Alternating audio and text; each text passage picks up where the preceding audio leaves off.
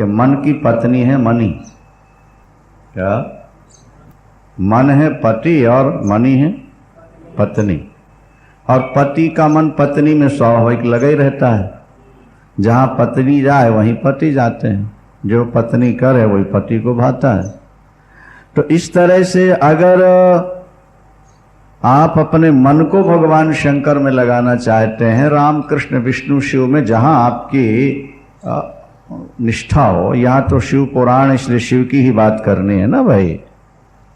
अगर आपका मन भगवान शंकर को पाना चाहता हो तो ऐसा करो, मन की पत्नी को पहले भगवान शंकर को दे दो, तो उसके साथ मन भी वहीं चला जाएगा। बोलो शंकर भगवान की। मन की पत्नी कौन हुई? मणि। तो मणि के द्वारा भगवान शंकर का मंदिर बनवा दो। अब यहां लिखा है कि मंदिर जो बनवाना है वो ऐसा बनवाओ कि हजारों वर्षों तक हिले नहीं हो। मंदिरम कारये दृढ़म। ध्यान से सुने बात को। मंदिरम कारये दृढ़म।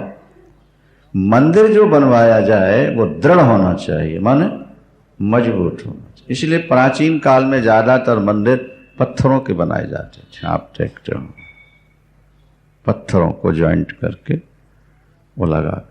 मसाला भी ज्यादा से ज्यादा लगाना चाहिए ताकि हजारों हजार वर्ष तक मंदिर हिले नहीं। मंदिर की नींव में शिलान्यास में 9 रत्न लाके रखना चाहिए। भगवान शक्ति दे तो जैसे पंचरत्न की पुड़िया रख देते हैं तो इसमें 9 प्रकार के रत्न, जो 9 रत्न माने जाते हैं, उनको पहले उसमें रखे, फिर उसको मजबूत बनवाए। भगवान शंकर की मूर्ति या लिंग, शिवलिंग जो यजमान प्रतिष्ठा करना चाहता है उसके अंगुलियों से 12 अंगुल का प्रमाण श्रेष्ठ माना गया। जो यजमान शिव लिंग की स्थापना करना चाहता है उस यजमान के हाथों से 12 अंग शिव पिंडी का प्रमाण श्रेष्ठतम माना। उससे कम है तो उसका पुण्य भी थोड़ा कम होता चला जाएगा।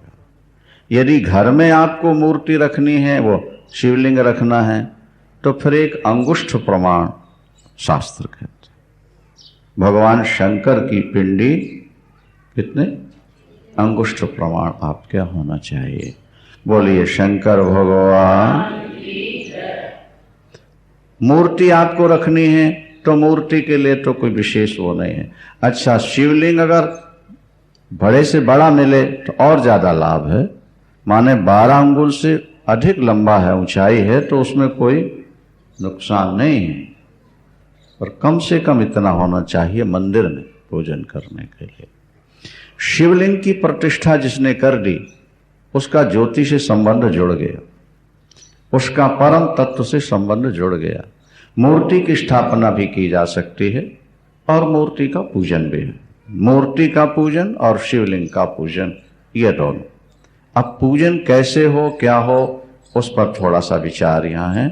मूर्ति की पूजा के कई भेद हैं। पंचोपचार, षोडशोपचार, चतुष्षष्ठोपचार और महाराजोपचार पूजन।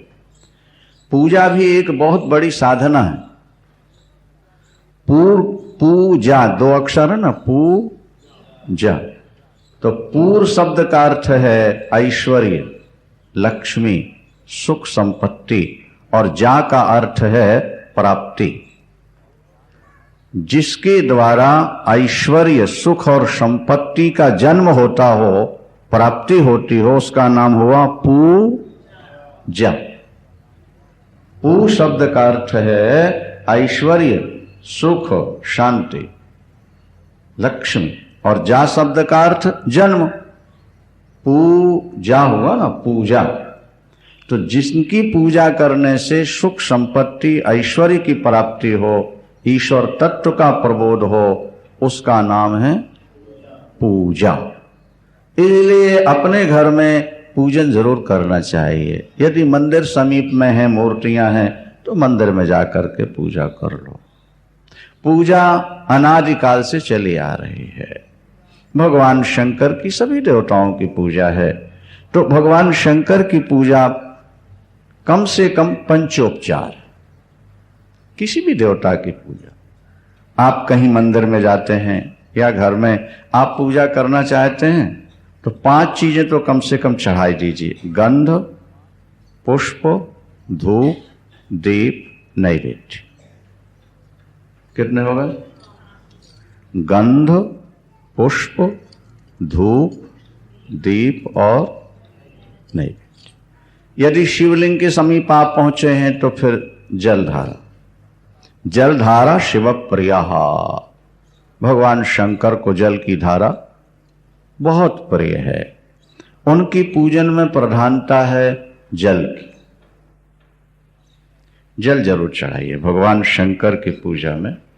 दूसरे विग्रहों में जल जरूरी नहीं। जैसे रामकृष्ण भगवान विष्णु अब ये राजोपचार से श्रृंगार किए खड़े, अब तुम उनके ऊपर से गड़वी लौकाने लगो तो समस्या नहीं खड़े हो जाएगी। अब बिहारी जी के यहाँ लोग 10-10, 20-20 रुपए की माला ले जाते हैं, वो छुला करके सामने रखते थे। कहाँ तक? लेकिन शंकर भगवान के ऐसा नहीं है। यहाँ तो आते जाओ और गड़बी चढ़ाते जाओ। बोलो शंकर भगवान की। नहीं, जलधारा शिव प्रिया। भगवान शंकर को जल की धारा बहुत प्रिय। यदि कहीं अखंड जलधारा आप कर दें तो मौज ही मौज है। तिपाही होती है, तिपाही 3 पैर वाली, ऊपर घट रख दीजिए बड़ा, उसमें छिद्र बना दीजिए, भर दीजिए 24 घंटे एक एक बिंदु शंकर पर। भगवान शंकर पर जो जल की धारा गिरती है वो भगवान शंकर जितने शीतल होते जाएंगे आपके हृदय को भी उतनी ही शीतलता प्राप्त होती चली जाएगी। ये लिखो, वैसी शीतलता, क्योंकि जिस पर आप जल चढ़ा रहे हो वो आप ही तो हो। उसी का अंश तो आपके अंदर आत्मा के रूप में विद्यमान है ना। आज